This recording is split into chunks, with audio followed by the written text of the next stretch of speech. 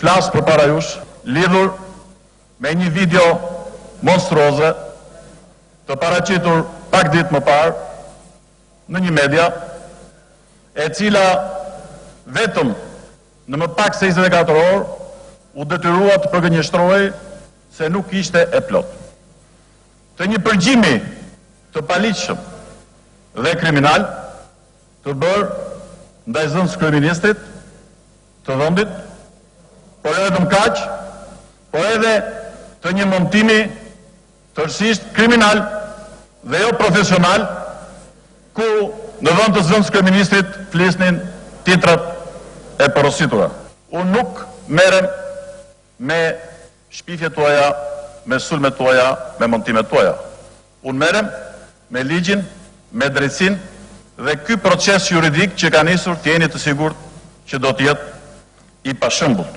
Është vërtet për të ardhur keq ku ju përdorni si dëshmitar për fajsin time, si pas fakteve dhe titrave tuaja, pikërisht njeriu i cili jo vetëm bëri këtë përgjim tërësisht të shëmtuar dhe të paligjshëm, por njeriu i cili ka akuzuar publikisht kryetarin e partisë suaj se e ka parë me sytë e tij duke pirë kokainë në zyrën e kryetarit të Bashkisë së Tiranës.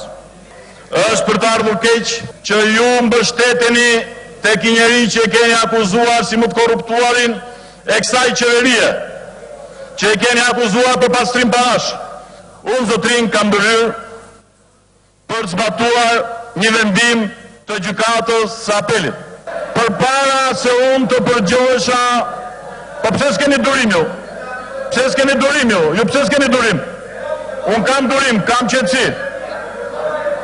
Po jeni mësuar, ju doni të bëni gjyqje politike.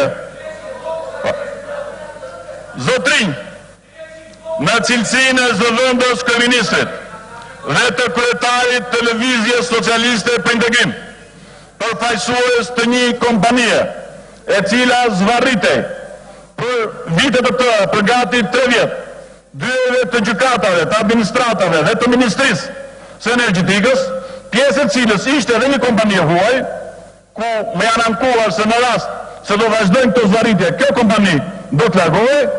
Unë kam bërë një takim me ministrin e asaj kohe, i cili ishte edhe ministër i Lëvizjes Socialiste për Integrim. Kjo kompani në 5 janar i drejtuar zyrtarisht këtij ministri, ku pra 2 muaj para përgjimit i ka quar në mënyrë shumë të qartë të gjitha arsyet pse bënin imediate marrje në konsiderat dhe protokollimin e një vendimi të gjykatës së apelit të marrë si pasaj në favor të saj në dhjetor, pra 3 muaj më përpara, dhe në mënyrë shumë të qartë në këtë vendim që është i protokolluar në Ministrinë e Energjetikës, i bën të qartë se investimet dhe shpenzimet e kryera deri tani nga aksionerët e shoqërisë e kalojnë shifrën 700.000 euro. Meqense ju thoni se vendimi ka qenë 3 muaj më vonë, unë po ju them këtu bashkangjitur kësaj memo zyrtare, kompania në fjalë ja ku ka dhe vendimin e gjykatës së apelit për çështjen për të cilën ajo ka kërkuar që të protokollohet dhe të merret në konsiderat nga ministria, dhe vendimi është i 10/09/2009, pra 2-3 muaj përpara se protokollohet dhe 4 muaj përpara se sa të realizoj përgjimi. Tani, ja ku keni shënimin e ish ministrit dhe po dëshmitarit tuaj. Zoti Kraja i drejtojt ai sekretarit përgjithshëm, bazuar mbi këtë memo dhe mbi këtë vendim të gjykatës së apelit. Këta kanë fituar gjyqin të procedojnë për t'ja vazhduar. Lidhur me atë dikush 7% tuaj që keni nxjerrë me titra, ja ku është 6.66% pjesa e kompanisë së huaj, e cila është regjistruar edhe në QKR si pjesë e këtyre aksionerëve. Po. Dhe e cila kërcënohet. Sepse dëshmitari juaj ja kalon të 20% që të kryetarit tuaj, sa përbjeni. Po.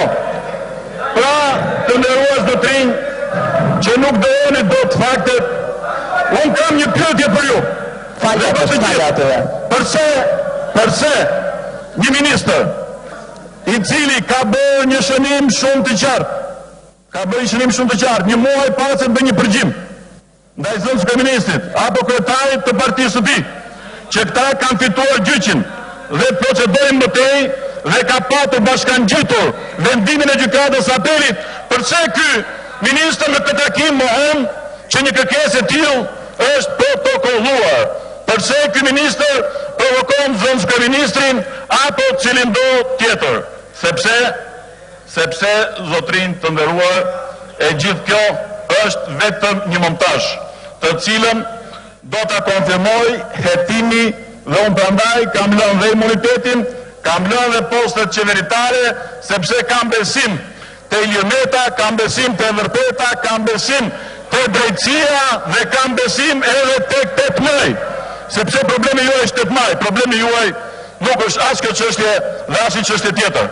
Në atë video më keni dërguar për gjusin në fjalë, në mënyrë që të më bënit kryeministër dhe në mënyrë që të rrëzonim një qeveri legjitime duke bërë makinacione në këtë parlament dhe di shumë deputet të cilë e kanë bërë ofertat nga më të jashtëzakonshmet, vetëm për të mbysur legitimitetin e një qeverie të votuar dhe në mandat politik dhe për të krijuar një qeveri të krimit organizuar. Kjo është e vetmja arsye.